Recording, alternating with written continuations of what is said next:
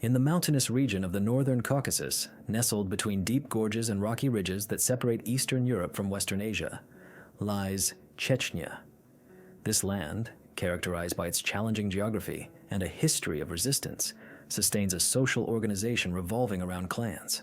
These clans are built upon male lineage and familial ties, inherited, nurtured, and rigorously upheld. Personal relationships, reciprocal obligations, and daily conduct are governed by unwritten rules. Yet these are rules everyone knows and applies from childhood. The authority of elders, respect for the age hierarchy, and loyalty to one's community mark every step within the Chechen society. Everything is underpinned by a profound sense of belonging and practices that might seem difficult to interpret from an outside perspective. In this closed, traditional, and symbolic context, an inevitable question arises. How does one actually live day to day in such a private and reserved community? Welcome to Mender. Today, I'll show you. Let's begin. Music, family hierarchy, and kinship structures form the very bedrock of Chechen life. The organization of Chechen families is based on an extensive network where blood ties are paramount. The immediate family consists of the father, mother, and their children. However, in everyday practice, other relatives are always present, either living in the same household or playing an active role within the group. This includes grandparents, aunts, uncles, cousins, and even in-laws, often integrated into the cohabitation system. This extended family environment serves as the foundation for the entire social structure in Chechnya. Within the home, the father plays a leading and authoritative role. He is responsible for significant decisions, protects the group, and ensures adherence to internal rules. The mother fulfills functions that support the family's daily life, organizing household chores, overseeing the children's upbringing, and maintaining balance among family members. From a young age, children learn to define their place within the family, with differences in age or gender determining specific tasks and responsibilities. Elders are given precedence in speech, decision-making, and access to certain symbolic spaces within the home. The importance of the male line permeates all levels of social life. Each family belongs to a clan, which is further divided into smaller groups defined by male lineage. These lineages function as networks of solidarity, protection, and mutual obligation. The names of these lineages are preserved and passed down through generations along the male line, considered fundamental in defining a person's identity. Every Chechen knows their male lineage and the clan to which they belong, as well as the stories and values associated with them. The connection between clans is fundamental to the organization of the Chechen people. Each clan unites many families who may have distant blood ties but recognize each other as part of a larger whole. Clans are territorial, possessing their own symbols, internal norms, and a clearly defined leadership structure. Each family relies on the male lineages that compose it, all adhering to a set of shared behavioral rules. Respect for these norms is maintained through a network of social surveillance, where elders and leaders of male lineages hold moral authority. Families are also organized around their dwellings. Homes are not mere structures. They are units that bring together different generations in shared spaces. A typical household usually includes parents, their married sons, their wives, and grandchildren. This model strengthens ties between men of the same lineage and preserves land ownership within the family. Upon marriage, women become part of their husband's household, where they adopt the norms, customs, and loyalty of the new family group. The family structure is vertical, but it also incorporates channels for consultation and dialogue. Elders exert greater influence on decision-making, but younger members also participate in collective affairs, especially when they demonstrate maturity or expertise. Men are expected to gradually assume greater responsibility within the group, while women, though participating more quietly, maintain the daily routine and balance within the household. In daily life, the distribution of tasks is gender-based. Men are assigned tasks requiring physical strength, external representation, or negotiations with other families or clans. Women are responsible for household chores, childcare, and managing food preparation. However, this division doesn't imply that women are passive. Their influence within the household is constant and respected, particularly regarding internal order and children's education. The most important decisions for the group are not made individually. Members of the male lineage consult amongst themselves, especially with elders or those with more experience. These consultations may take place in informal settings during meals or family gatherings. If the matter involves several male lineages or the entire clan, larger assemblies are convened where the opinions of elders carry greater weight. Conflicts among members of the same family are resolved within the group. Consensus takes precedence over confrontation, and disagreements are viewed as issues that need to be addressed to avoid damaging the unity of the male lineage. If a problem extends to other families or clans, mediators or individuals with moral authority are sought to help find a solution acceptable to all. In Chechen communities, internal behavioral control is part of daily life. Every member of the clan knows that there are boundaries that cannot be crossed. While there's no strong central authority or dominant state system directly regulating actions, collective norms and group pressure are sufficient to maintain order. Those who deviate from these rules face consequences that affect their status and the respect they receive within the clan. Clans have their own way of ensuring justice. If someone causes harm or conflict, the first step is to resolve it among members of the same clan. Recourse to external authorities is avoided, as it's considered an internal matter. The process begins with the intervention of close relatives. Then, if the problem persists, distant relatives or even members of other neighboring clans may participate in mediation. The most important thing is to restore peace and prevent conflicts from escalating into more serious quarrels or disagreements. A person who has suffered from wrongdoing can appeal to the clan council. This group consists of older men with good reputations, experience, and wisdom. They listen to both sides and propose a solution beneficial to the entire group. The goal is not to punish, but to restore harmony. Sometimes, financial compensation or a public gesture of repentance is agreed upon. In other cases, the guilty party may be required to formally apologize to the entire community. Everyone understands that maintaining unity is more important than individual righteousness. In clans, obedience doesn't depend on force or fear, but on honor and the desire to preserve reputation. Each person feels responsible for the well-being of the group.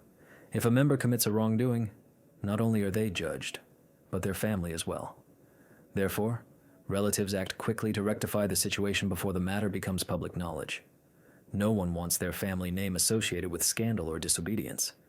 This social pressure acts as a very strong control network, even without the need for police or judges. When conflicts arise between different clans, the procedure is more complex. Mediators respected by both sides are used. These mediators attempt to calm the situation and find a point of agreement. They often organize formal meetings where they offer tea, listen to the involved parties, and discuss solutions. If the problem is very serious, a meeting of several councils of elders might be organized. They review the facts, analyze the relevant traditions, and issue a collective decision that is respected due to their moral authority. The role of elders in these processes is fundamental. They preserve the oral history of the clan, know the precedents, and possess the experience necessary to make complex decisions. Their presence lends legitimacy to any decision. Often they don't even need to speak much. A single glance or a short phrase can guide younger members onto the right path. Their authority stems not from formal office but from the trust others place in them. Everyone recognizes that they are concerned with the common good, not personal interests. This structure also serves to regulate daily relationships. There are clear rules on how to behave with elders, how to conduct oneself publicly, and how to resolve tense situations. For instance, raising one's voice in front of an elder or displaying anger at formal meetings is considered a serious offense. Young people learn from a young age to remain calm, listen attentively, and speak respectfully. In any discussion, arguments are expected to be presented politely and without insults. Language carries significant weight, as it reflects one's level of education and respect for traditions. Solidarity among members of the same clan is another pillar supporting the strength of the social structure. Everyone knows that if someone suffers a loss or misfortune, others support them without expecting anything in return.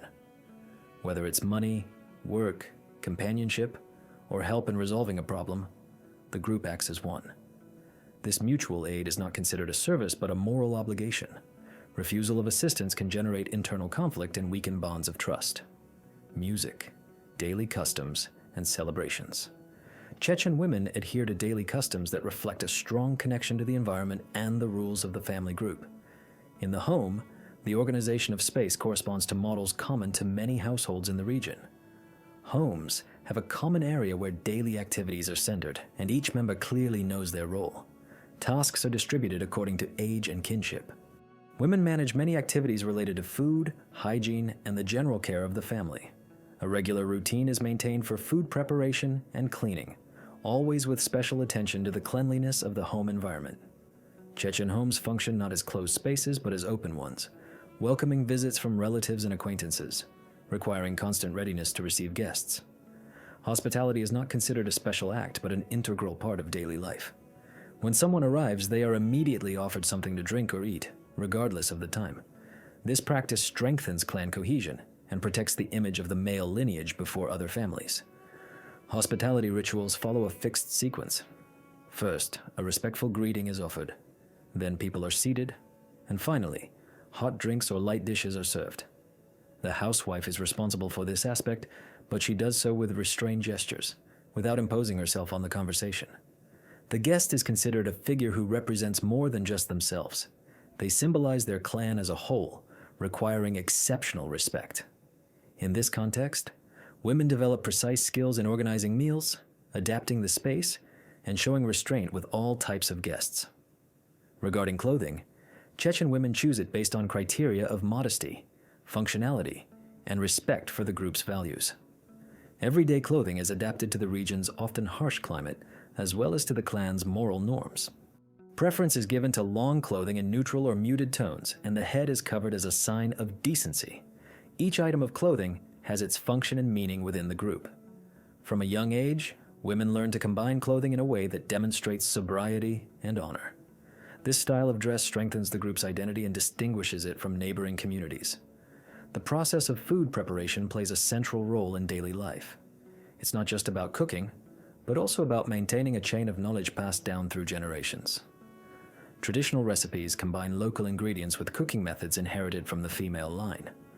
Women meticulously control the quantity, cooking time, and serving of dishes, knowing that every detail expresses respect for the guests. Food is served in order, first to the elder or male guest, then to the rest. This practice is not discussed, but rather reproduced as a natural part of the way of life.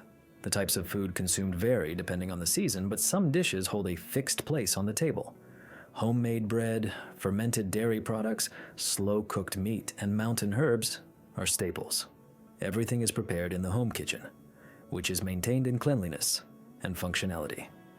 Women are also responsible for preserving food using traditional methods such as drying or fermentation, employing methods that are part of their clan's collective knowledge. Through these practices, each family maintains cultural heritage without the need for words.